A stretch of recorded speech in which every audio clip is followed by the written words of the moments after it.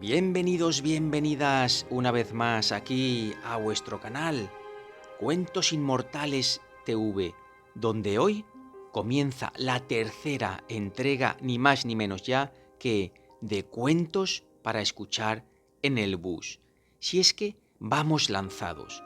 Ya llevamos en apenas 3 días 3 entregas. La primera del escritor londinense Wilkie Collins. La segunda de la escritora neoyorquina Edith Wharton. Y hoy os traigo un relato del gran escritor californiano, para más señas nacido en San Francisco en el siglo XIX, Jack London. A mí Jack London me apasiona. De hecho, os dejaré el enlace por algún lado, o bien en las pantallas y en las tarjetas también, de un vídeo de Jack London subido aquí al canal con 2 cuentos maravillosos. Os recomiendo que lo escuchéis también. Y también, ¿por qué no?, valdría para escucharlo en un largo viaje. Ni más ni menos que dura 2 horas el vídeo. Cerca de 2 horas. Bueno, pues a lo que iba. Jack London, un escritor prolífico, por ejemplo, escribió Colmillo Blanco, La llamada de la selva, pero la que a mí me apasiona es Martin Eden. Es una novela biográfica del autor. Os la recomiendo también. Bien, ¿y hoy qué os traigo? Hoy os traigo un relato de Jack London titulado Rumbo Oeste. Es un relato de navegación. En aquella época, principios del siglo XX, hubieron cantidad de naufragios en el Pacífico, sobre todo cuando navegaban a vela por aquellos mares australes. Aquí el protagonista es el barco y el capitán Dan Cullen y su barco, el Mary Rogers. ¿Será capaz el Mary Rogers de aguantar las embravecidas tormentas, las inesperadas corrientes, los terribles maremotos? Ahora mismo lo escucharemos. Además, también podréis adivinar qué vida llevaban los marineros en una travesía semejante. Y la personalidad, como os digo, de este capitán que capitaneaba el Mary Rogers, Dan Cullen. Espero que sea de vuestro agrado. Agradeceros, como siempre, de corazón vuestra presencia y... Sin más dilación, comencemos.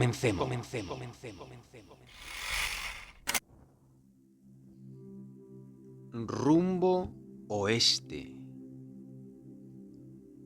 Hagas lo que hagas, ve rumbo oeste. Ve rumbo oeste.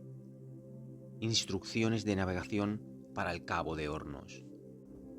Durante 7 semanas, el Mary Rogers se había mantenido entre 50 grados sur en el Atlántico y 50 grados sur en el Pacífico, lo que significaba que durante 7 semanas había estado luchando para doblar el Cabo de Hornos.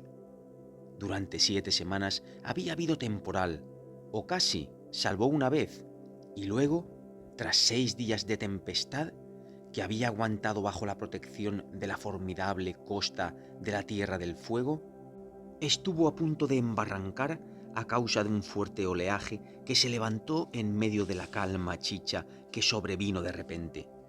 Durante 7 semanas, el barco había forcejeado con las rompientes del Cabo de Hornos y a su vez había sido zarandeado y golpeado por ellas. Era un barco de madera y la incesante presión había abierto vías de agua, de modo que 2 veces al día los marineros de guardia tenían que ocuparse de las bombas.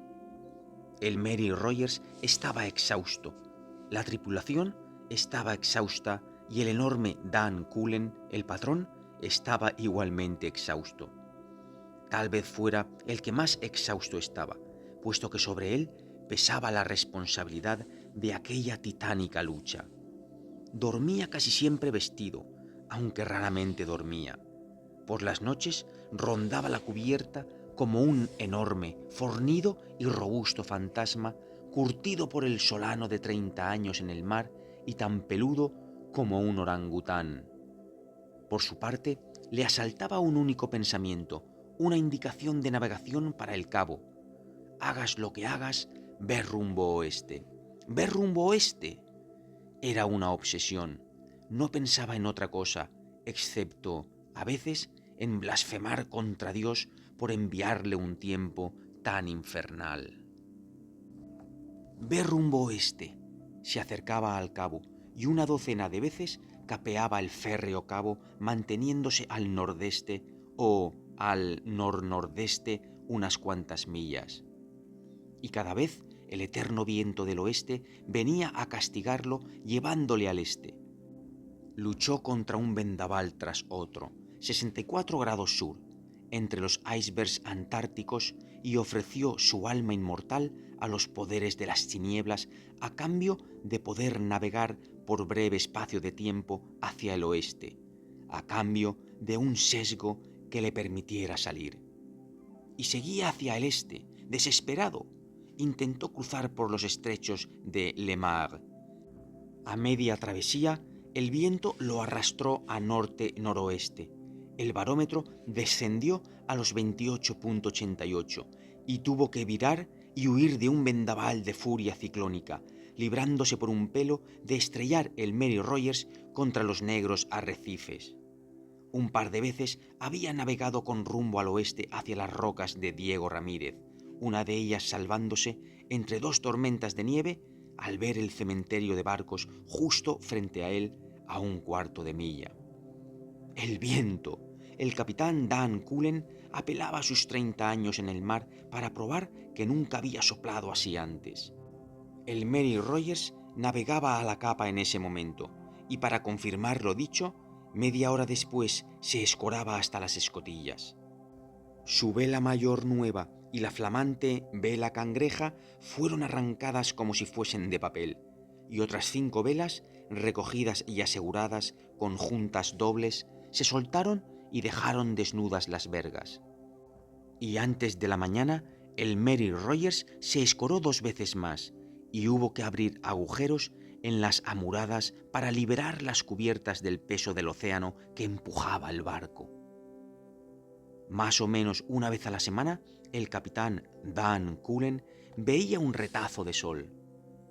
Una vez, durante 10 minutos, el sol brilló a mediodía y 10 minutos después estalló un nuevo vendaval. Hubo que recoger velas y todo quedó enterrado en la oscuridad de una torrencial ventisca de nieve. En una ocasión, durante 2 semanas, el capitán Dan Cullen no tuvo la vista meridiano o cronómetro.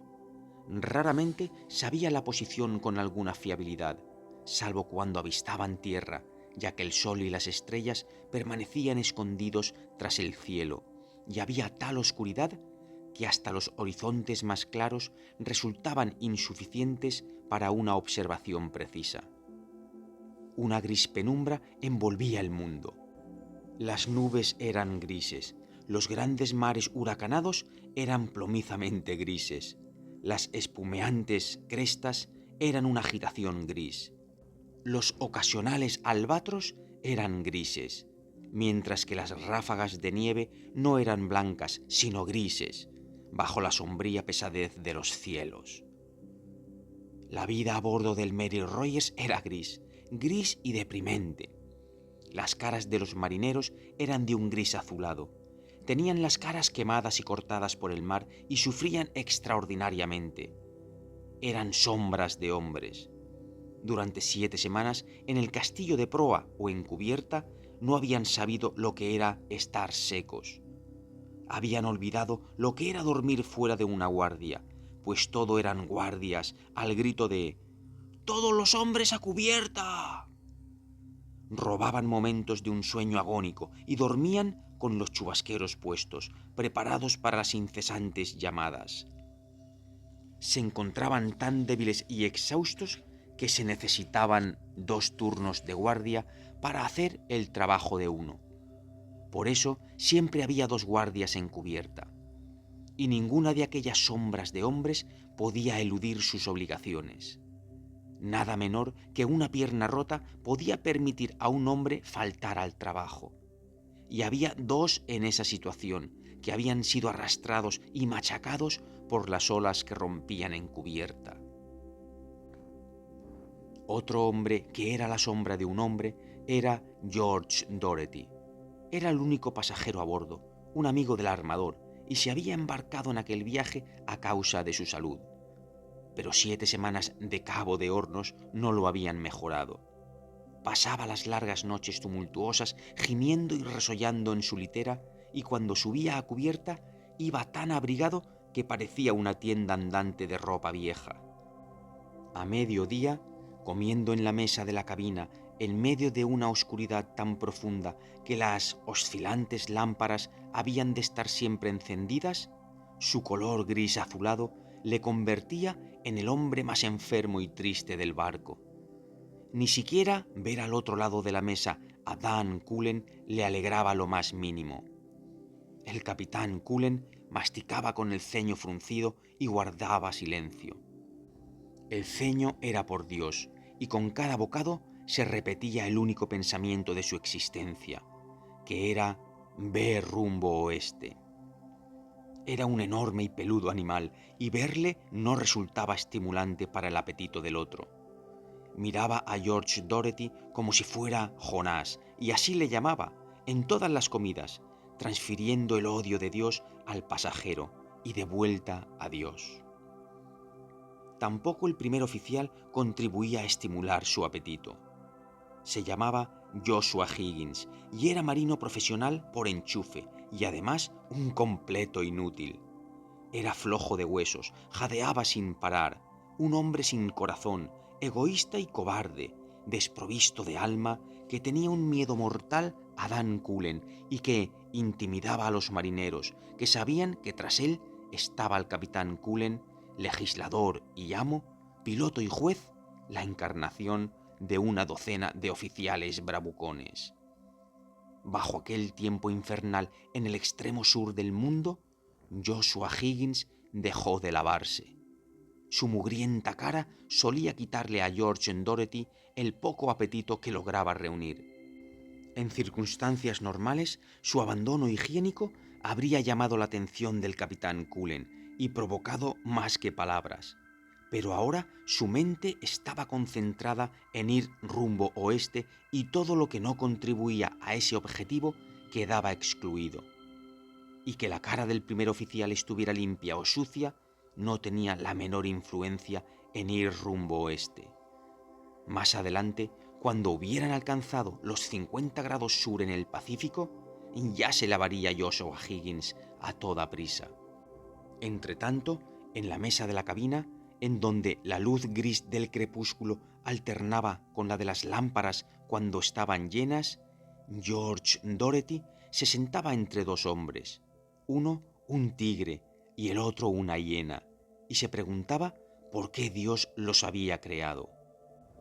El segundo oficial, Matthew Turner, era un buen hombre y un buen marino, pero George Doherty no tenía el consuelo de su compañía, puesto que aquél comía aparte, solo cuando los demás terminaban.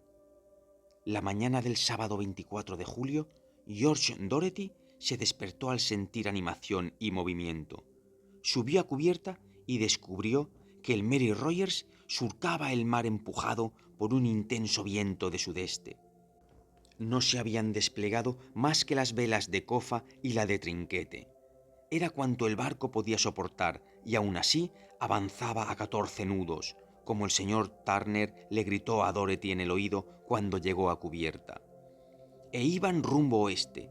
Finalmente se cruzaría el cabo, si el viento se mantenía. El señor Turner parecía feliz.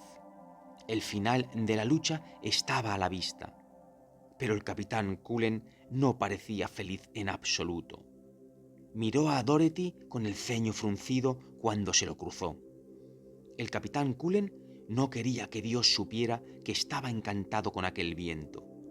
Estaba convencido de la maldad de Dios y en lo más secreto de su alma creía que si Dios se daba cuenta de que era un viento favorable, lo suprimiría de inmediato y enviaría un soplo desde el oeste.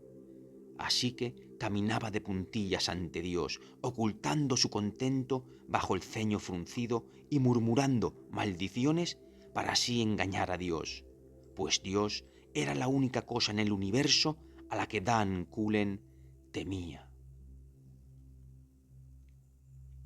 Todo el sábado y la noche del sábado mantuvo el Mary Rogers su rumbo oeste.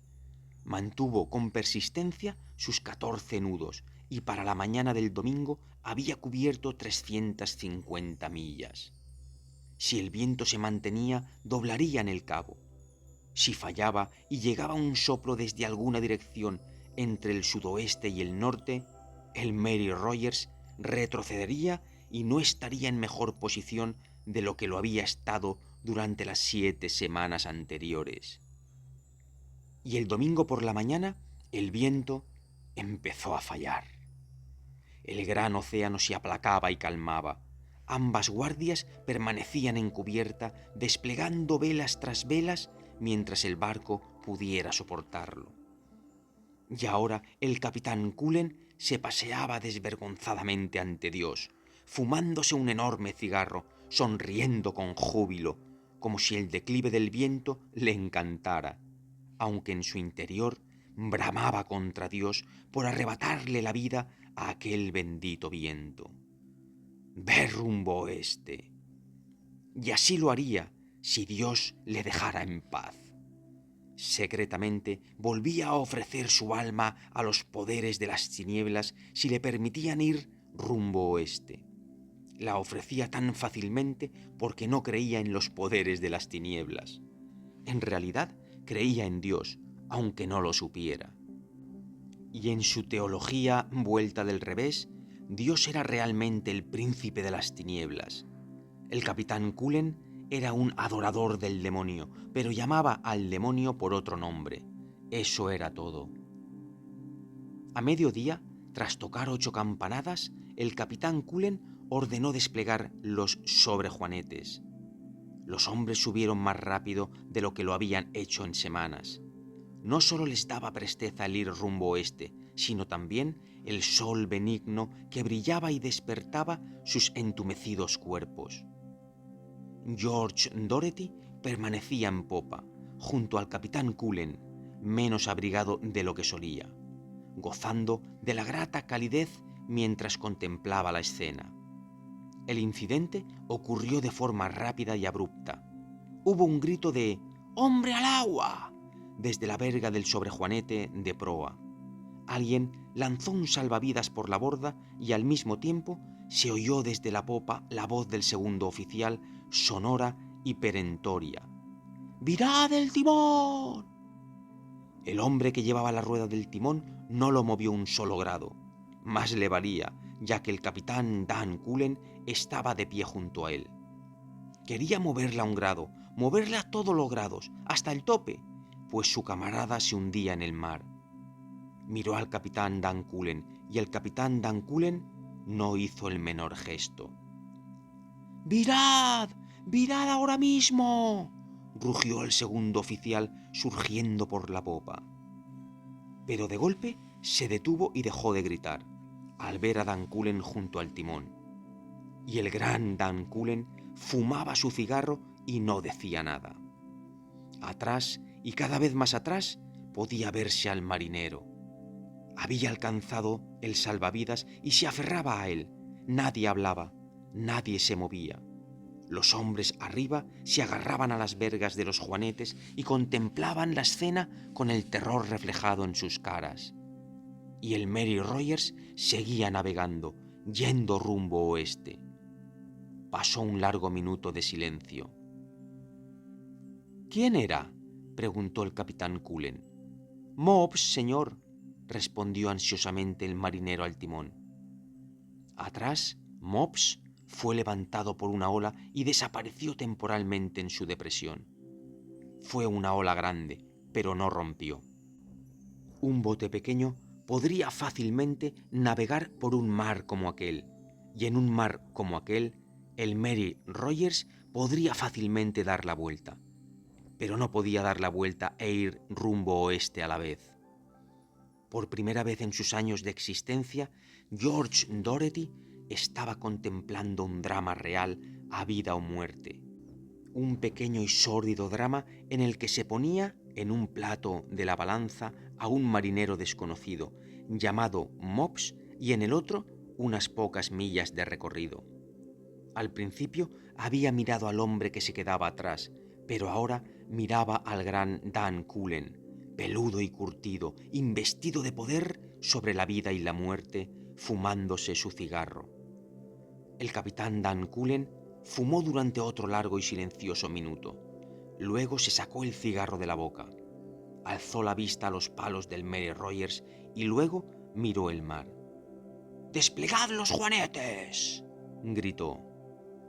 15 minutos después se sentaban a la mesa, en la cabina, con la comida ante ellos.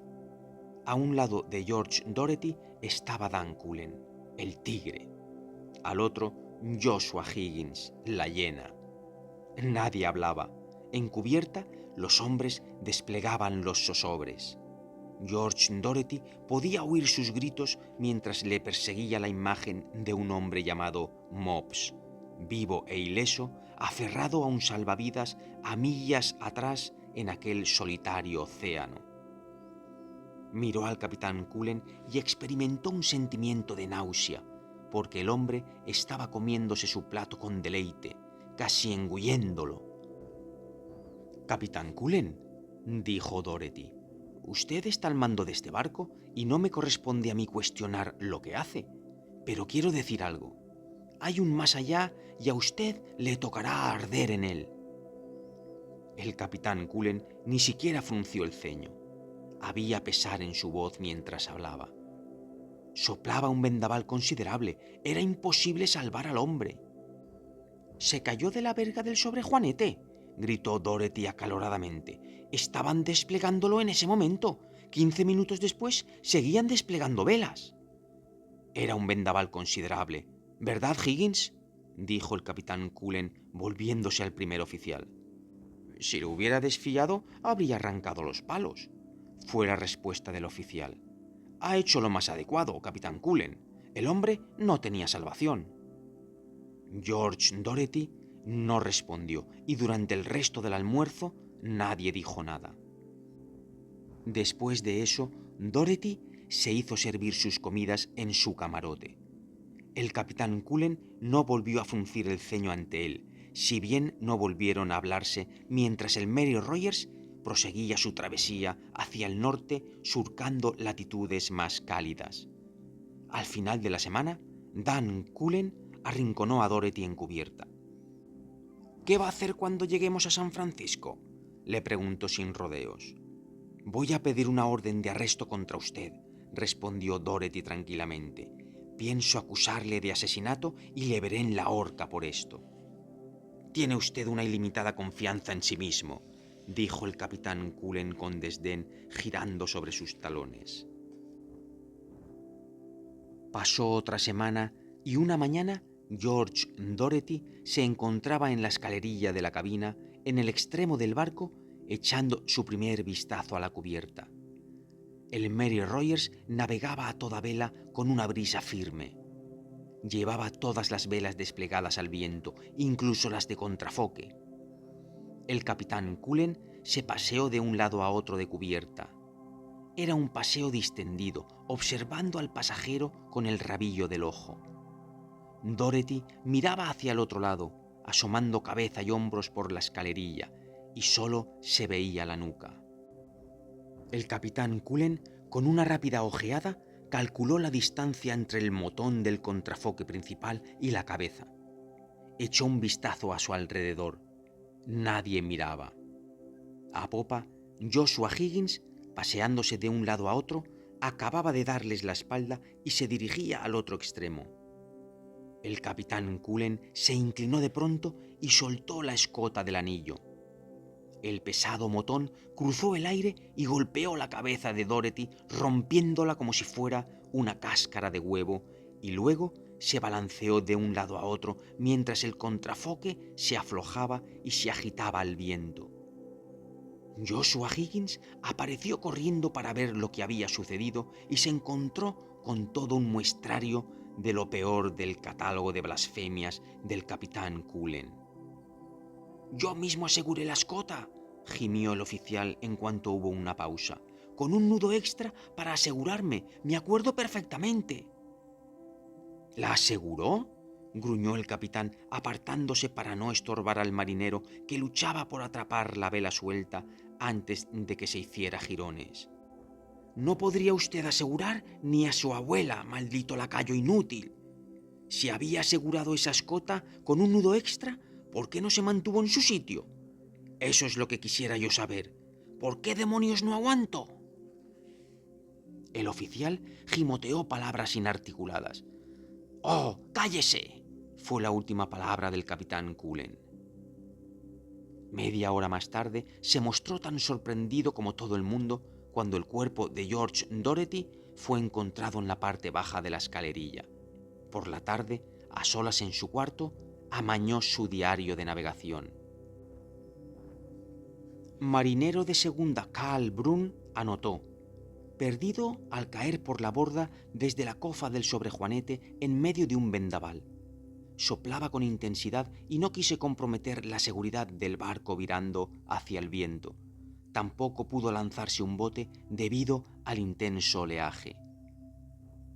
En otra página escribió: se advirtió en numerosas ocasiones al señor Doherty del peligro que corría debido a su costumbre de pasear descuidadamente por cubierta. Le dije una vez que un día un motón le rompería la cabeza. Un cabo del contrafoque mal sujeto fue la causa del accidente, que hemos lamentado profundamente debido al afecto que todos profesábamos al señor Doherty. El capitán Dan Cullen releyó el fruto de sus esfuerzos literarios con admiración, secó la tinta y cerró el cuaderno. Encendió un cigarro y miró frente a sí. Sintió cómo el Mary Rogers remontaba las olas y navegaba firme y seguro, y supo que la velocidad era de unos 9 nudos. Una sonrisa de satisfacción fue dibujándose lentamente en su peludo y curtido rostro. Bueno, en resumidas cuentas, había mantenido el rumbo oeste y engañado a Dios.